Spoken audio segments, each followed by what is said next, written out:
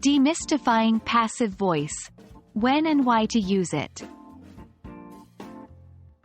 Hello, English language learners. Welcome to our video today where we'll be diving into the fascinating world of English grammar.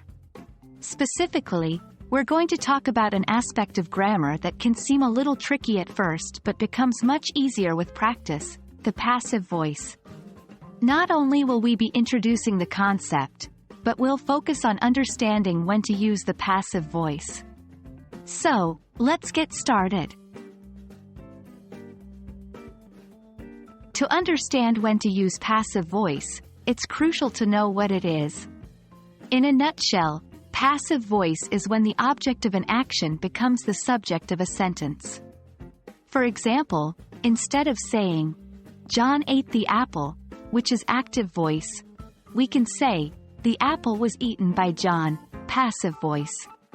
Notice that the action, eating, is still happening, but the focus of the sentence shifts from John to the apple. Now that we have an understanding of what passive voice is, let's explore when to use it. One of the main reasons to use the passive voice is when we want to emphasize the action or the result over who or what is performing the action. Let's take an example. The new bridge was built in just 2 years. Here, the important information is the building of the bridge, not who built it. When the performer of the action is unknown or unimportant, passive voice is a great choice. Sometimes we may not know who the subject of the action is, or we might want to keep it deliberately vague. In such cases, the passive voice comes in handy. For instance, the window was broken. Here, we're not specifying who broke the window, keeping the subject unknown.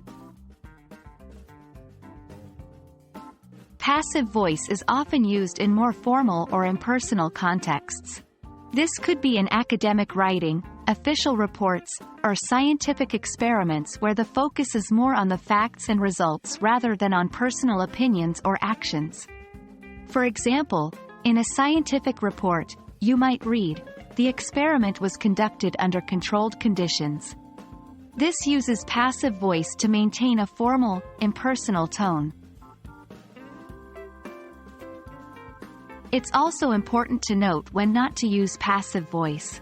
While it has its purposes, overuse can make your writing or speech sound overly complex and difficult to follow. In most everyday, conversational English, active voice is preferred. For instance, "I made a sandwich" is simpler and more direct than "The sandwich was made by me." And that's a wrap on our journey into understanding when to use the passive voice in English.